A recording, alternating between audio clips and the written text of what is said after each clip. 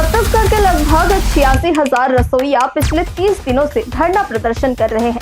रायपुर के तूता धरना स्थल में 2 महिला रसोइयों की तबीयत बिगड़ गई, जिनकी इलाज के दौरान मौत हो गई। रसोइया न्यूनतम मानदेय, स्थायीकरण और सामाजिक सुरक्षा की मांग को लेकर प्रदर्शन कर रहे हैं। जानकारी के मुताबिक मृत रसोइया का नाम दुलारी यादव है। यह बेमेतरा जिले के सालधा गांव की रहने वाली थी। वहीं बालोद के कुसुम कासा गांव की रुक्मणी सिन्हा की भी जान गई है।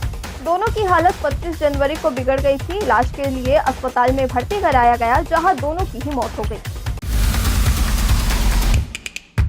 छत्तीसगढ़ में 6,000 पदों पर चल रही आरक्षक भर्ती प्रक्रिया में गड़बड़ी का आरोप लगा है। इसे लेकर दायर याचिकाओं पर हाई कोर्ट के जस्टिस पीपी साहू ने नए नियुक्ति पत्र जारी करने पर अंतरिम रोक लगा दी है।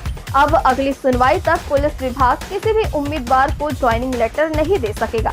मामले की अगली सुनवाई 23 फरवरी को होगी। पुलिस विभाग में प्रदेश के सभी जिलों के आरक्षकों के रिक्त पदों पर भर्ती के लिए लिखित और शारीरिक परीक्षा ली गई थी।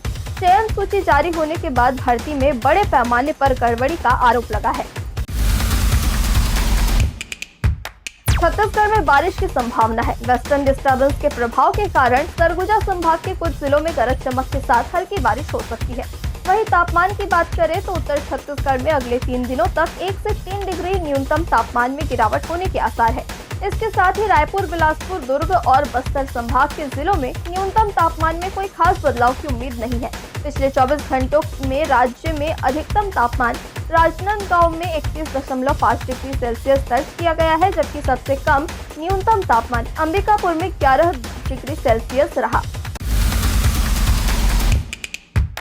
राष्ट्रपति द्रौपदी मुर्मू 7 फरवरी को बस्तर संभाग मुख्यालय जगदलपुर आएंगी। वे यहां बस्तर पंडुम के संभाग स्तरीय कार्यक्रम का शुभारंभ करेंगी। राष्ट्रपति के प्रस्तावित दौरे को लेकर राज्य प्रशासन ने तैयारियां शुरू कर दी है।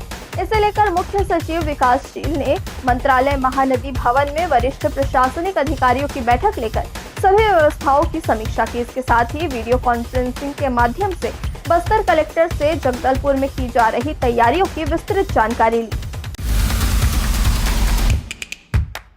छत्तीसगढ़ के अचानकमार टाइगर रिजर्व के सारसडोल गांव के करीब जंगल में एक नर बाघ का शव मिला है। बाघ का शव लगभग सड़ चुका था। यह शव उस टीम को मिला जिन्हें 2 घायल बाघ को तलाशने की जिम्मेदारी दी गई थी। ये दोनों बाघ ट्रैप कैमरे में घायल हालत में दिखाई दिए थे। पिछले 8 दिनों से उनकी तलाश की जा रही है, लेकिन अब तक उनका कोई पता नहीं चल सका है। जंगल में तैनात टीम उनका पता नहीं लगा सकी है। बाघ के मरने के बाद लाश सड़ चुकी थी और एटीआर के मैदानी अमले को इसकी भनक तक नहीं लगी। इसे एटीआर प्रबंधन सुरक्षा में बड़ी लापरवाही मानी जा रही है। छत्तीसगढ़ी फिल्म इंडस्ट्री के फिल्म निर्माता और डायरेक्टर मोहित साहू की अब तक गिरफ्तारी नहीं हो सकी है। मोहित साहू पर गर्लफ्रेंड के साथ मारपीट करने के आरोप में एफआईआर दर्ज है। इस आरोप के बाद मोहित साहू ने फिनाइल पीकर सुसाइड करने की कोशिश की थी। दरअसल मोहित साहू ने अपनी गर्लफ्रेंड को लकड़ी से जमकर पीटा था, सिर फोड़ा, चेहरे पर कैंची से अटैक किया। पीड़िता के सिर, हाथ, पैर और शरीर में गंभीर चोटें आई थी, जिसके बाद मोहित के खिलाफ मामला दर्ज हुआ, जिसके बाद कार्रवाई के डर से मोहित ने फिनाइल पी लिया। महाराष्ट्र के डिप्टी सीएम अजित पवार का निधन हो गया है। वे 66 साल के थे। बुधवार सुबह 8:45 बारामती में उनका प्लेन क्रैश हो गया। शुरुआती जानकारी के मुताबिक बारामती एयरपोर्ट पर लैंडिंग के दौरान यह हादसा हुआ। प्लेन में अजित पवार के साथ मौजूद उनके पर्सनल असिस्टेंट, सुरक्षाकर्मी और प्लेन स्टाफ समेत 5 लोगों की भी जान गई है।